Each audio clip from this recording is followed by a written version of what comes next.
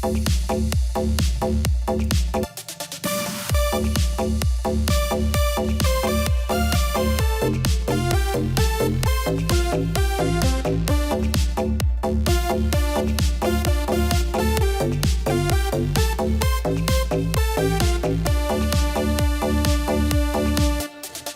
cua mà có hai càng, đầu tai không có bò ngang cả đời.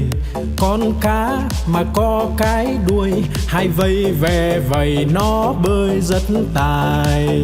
Con rùa mà có cái mai, cái cổ thụt ngắn thụt dài vào da.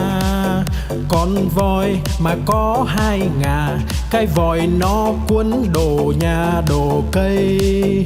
Con chim mà có cánh bay, bay cùng Nam Bắc Đông Tây tỏ tường.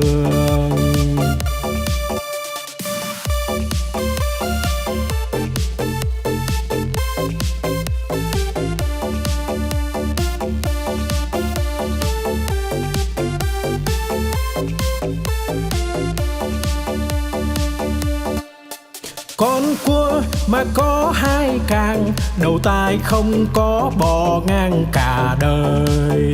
Con cá mà có cái đuôi, hai vây ve vầy nó bơi rất tài.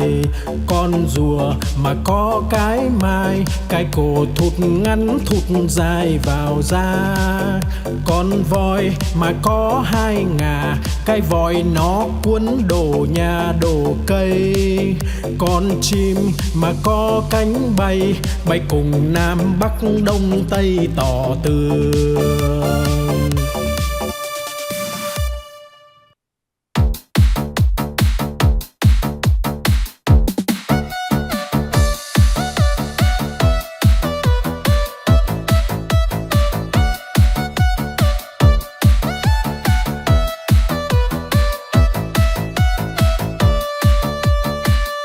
No lòng vĩ dạ là con cá cơm, không ướp mà thơm là con cá ngát. Liệng bay thoăn thoắt là con cá chim, một cẳng chết chìm là con cá đuối. Nhiều năm nhiều tuổi là cá bạc đầu, đủ chữ đủ câu là con cá đối. Mai nở tàn tối là con cá hoa, trắng muốt làn da là cá út thịt. Lưng dài hẹp nách là cá lòng tong, ốm yếu hình dung là con cá nhái.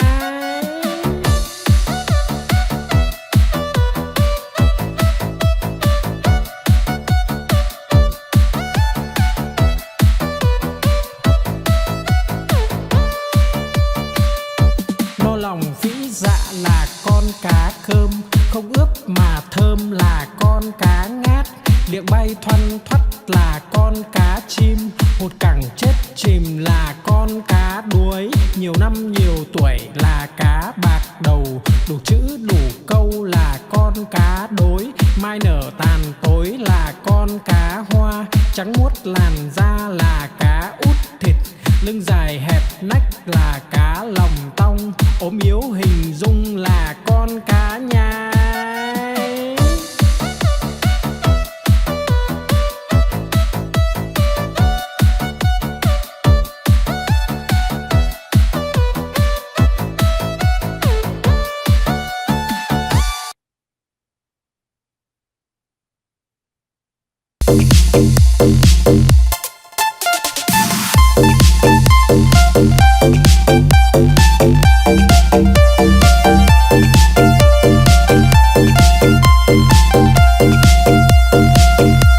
Đi cầu đi quán, đi bán lợn con, đi mua cái xong đem về đun nấu. Mua quả dưa hấu về biếu ông bà, mua một đàn gà về cho ăn thóc. Mua lược chải tóc, mua cặp gội đầu, đi mau về mau kẻo trời sắp tối.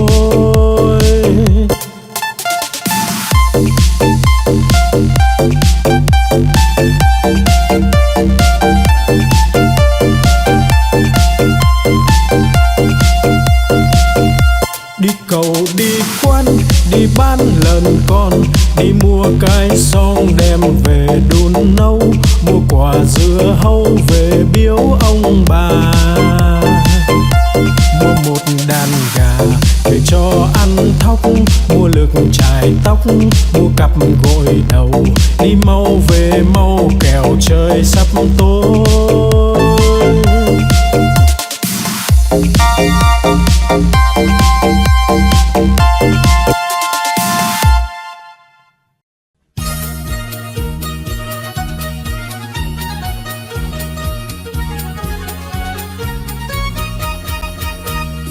Đi chân bò cầm cây roi thật to, bò không đi lấy cây roi ra chọc đít bò, bò đứng dậy đi ngay.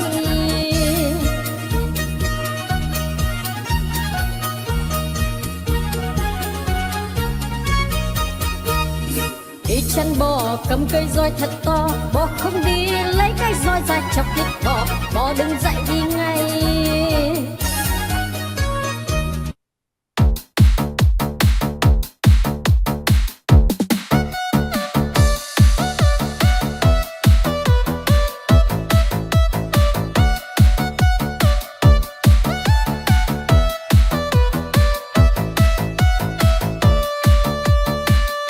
No lòng phĩ dạ là con cá cơm, không ướp mà thơm là con cá ngát.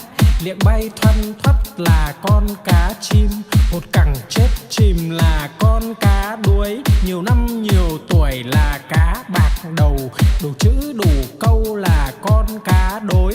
Mai nở tàn tối là con cá hoa, trắng muốt làn da là cá út thịt. Lưng dài hẹp nách là cá lòng tong, ốm yếu hình dung là con cá nhái.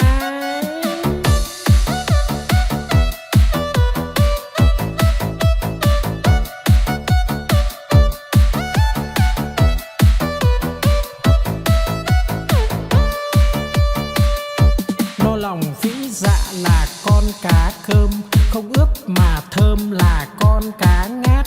Liệng bay thoăn thoắt là con cá chim, một cẳng chết chìm là con cá đuối. Nhiều năm nhiều tuổi là cá bạc đầu, đủ chữ đủ câu là con cá đối.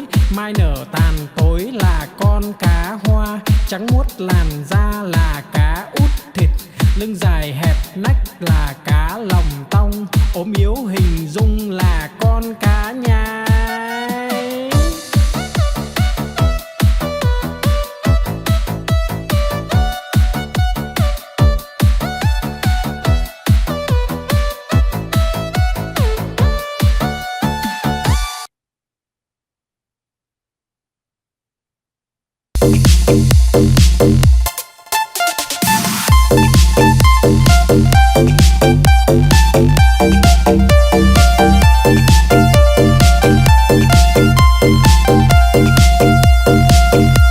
Đi cầu đi quán, đi bán lợn con, đi mua cái xong đem về đun nấu.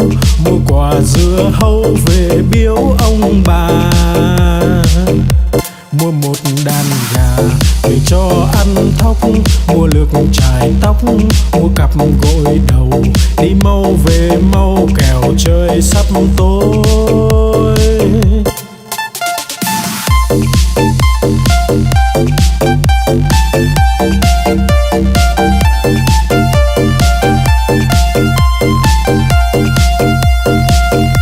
Đi cầu đi quán, đi bán lợn con, đi mua cái xong đem về đun nấu.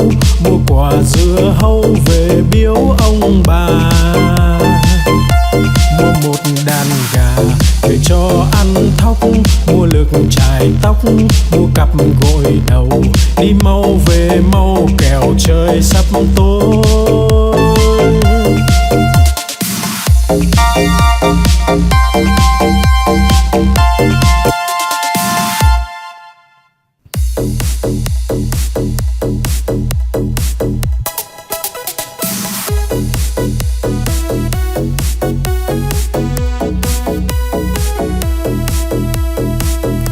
Bướm bay bướm lượn, bướm đậu nhành hoa, khoe đôi cánh đẹp rực rỡ muôn màu.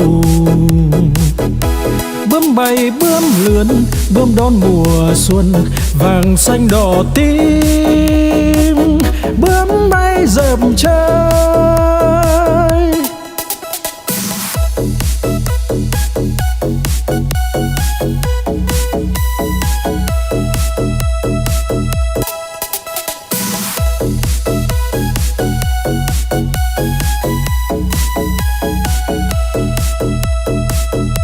Bướm bay bướm lướn, bướm đậu nhành hoa, khoe đôi cánh đẹp rực rỡ muôn màu.